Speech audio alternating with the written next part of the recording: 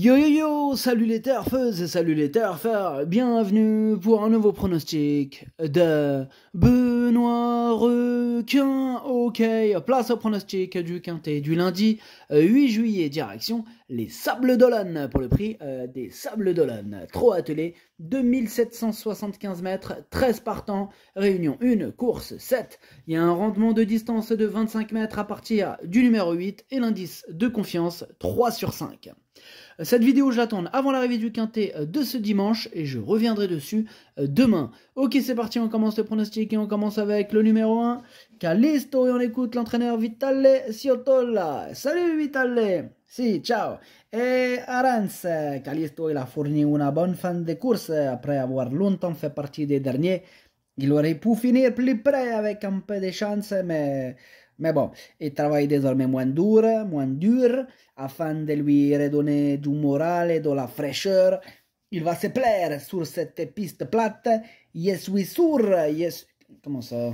Je suis sûr, vous voulez dire. C'est ça, je suis sûr qu'il peut jouer un bon rôle à l'issue d'un déroulement de courses favorable. Ben, je suis sûr aussi, Vitale Ciotola. En tout cas, ce numéro 1, moi je l'ai gardé, mais en toute fin de combinaison. On passe au numéro 2, c'est Uriel Ludois et on écoute Stéphane Bourlier. Écoutez, Uriel Ludois, il a fait une semi-rentrée correcte, mais va encore être à court de conditions et je ne vais pas le déférer. Ok, d'accord. Bon, il annonce la couleur, mais sur sa classe, il me fait peur. C'est même lui mon gros regret, c'est lui mon cheval de complément, cas de non partant, attention, possible cassage en vue. On passe au numéro 3, Kimi di Quattro, et on écoute Marcus Silberg. Kimi di Quattro est tombé malade avant la course de Vincennes et a dû être déclaré non partant en dernier lieu. Il s'est bien entraîné en vue de cette épreuve, son dernier travail m'a donné satisfaction, je pense qu'il fera une belle course, il aime la France. Oui, et la France l'aime, Marcus. En tout cas, ce numéro 3 fait partie de mes préférés. Moi-même, je l'aime, la France l'aime, tout le monde l'aime. Je l'ai mis deuxième. On passe au numéro 4, Donizetti. On écoute Steen Obstfaller. Salut, Steen. Yeah, alors, Donizetti, il a affronté de très bons chevaux dernièrement sur les 2850 mètres de la grande piste de Vincennes. Yeah. Or, il a dû se rapprocher en dehors. Elle a logiquement demandé à souffler. Or, cette course lui a fait du bien. Maintenant, il redescend de catégorie et sera plus à son affaire sur cette plate. Sur cette piste plate, vous voulez dire? Yeah, c'est ça, sur cette plate piste. Je le crois capable de terminer dans les 5 premiers. Ok, bah c'est noté. On note, Steen Obstfaller. Ce numéro 4, moi je l'ai gardé, il me plaît bien, je l'ai mis 6e. On passe au numéro 5, Harrison Duplessis, on écoute Philippe Boutin. C'est à toi, Philippe. Tu nous entends, Philippe? Oui, je vous entends, pas la peine de s'énerver. Alors écoutez, avant scène, Harrison Duplessis a dû s'attaquer un peu trop tôt et il n'a été devancé que tout à la fin. Bon, il a eu le temps de récupérer et j'ai pu le préparer au mieux pour cet engagement favorable à la limite du recul. Le lot s'est creusé et l'opposition me semble dans ses cordes. Il a gagné la dernière fois qu'il a couru sur ce parcours. Tout est réuni pour qu'il termine dans les 3 premiers. C'est pas moi qui m'énerve, Philippe. Enfin bref. Ce numéro 5, c'est lui mon préféré. Et je comprends pourquoi il s'énerve avec cette première chance. Ah, la victoire est au bout de ses doigts. Ce numéro 5, c'est mon préféré. Je l'ai installé en tête.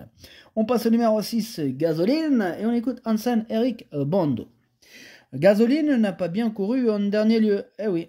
On a changé la façon de l'entraîner. On va voir si cela va porter ses fruits. Normalement, il devrait être mieux. Par ailleurs, on va voir quelle tactique adopter en fonction du déroulement de course. Ouais, ok, merci. En tout cas, moi, ce numéro 6, il me plaît bien. Je l'ai gardé, mais plutôt en bout de combinaison. On passe au numéro 7, Ortino, et on écoute Charles-Antoine Marie. Écoutez, Ortino, il va être mené sur un 3e rang à la corde. Bon, il va terminer entre la 3e et la 6e place suivant le déroulement de course. Ah ouais, carrément. Bon, c'est super précis et en même temps super vague. Voilà, donc il nous a dit qu'il va terminer entre 3e et 6e. Voilà, donc allez vous débrouiller avec ça. Moi, je l'ai mis 5e. Voilà. On est bon là, Charles-Antoine Marie. Bref, on passe au numéro 8, Fascionoso del Loup, et on écoute Cyril Chenu. Écoutez, Fascionoso de Loup, il avait connu de nouveaux problèmes de jambes. En début décembre, il avait dû être arrêté. Pour cette rentrée après 7 mois d'absence, il va logiquement manquer de conditions, évidemment. Bon, il va avoir besoin de plusieurs courses pour revenir au mieux. Il restera ferré, il est préférable de l'écarter. Ok, d'accord, merci, il est préférable de l'écarter. Ce numéro 8, c'est ce que j'ai fait, je l'ai écarté. On passe au numéro 9, Falco des Rochers, on écoute Axel Lenoir. Écoutez, c'est une rentrée pour Falco des Rochers, il a eu un petit break. Il a du travail, mais il n'est pas à 100%. On va courir petit bras et essayer de bien finir. Vu le lot, s'il terminait 5-6e, nous serions contents. Ok, merci Axel Lenoir. Écoutez, ce numéro 9, moi je l'ai pas retenu, c'est un regret, c'est mon deuxième cheval de complément que nous portons, donc attention tout de même. On passe au numéro 10, Girl de Bassière, on écoute Cyril Chenu. Alors, Girl de Bassière, elle a désormais 2 courses dans les jambes, après avoir été arrêtée. Bon, à chaque fois, elle a été contrainte de se rapprocher un peu trop tôt. Zut flûte. Elle me paraît revenue au mieux, et l'engagement reste favorable. Bon, ce n'est jamais facile de rendre 25 mètres, mais elle a rivalisé avec de meilleurs chevaux. Face à une telle opposition, elle devrait refaire parler d'elle. Ok, bon, c'est noté. En tout cas, moi, il me plaît beaucoup ce numéro 10. Ah, j'y crois dur comme fer, je l'ai mis à 4e. On passe au numéro 11. Numéro 11, favori de Liton. Et on écoute Pierre-Louis de Sonnette. Bon, écoutez, après sa victoire dans un quintet au mois de mai à Vincennes, je l'ai présenté de façon trop rapprochée. Il avait hérité du numéro 15 une fois. C'est un favori de Liton courait en vue d'un bon engagement, mais il est tombé malade un peu après.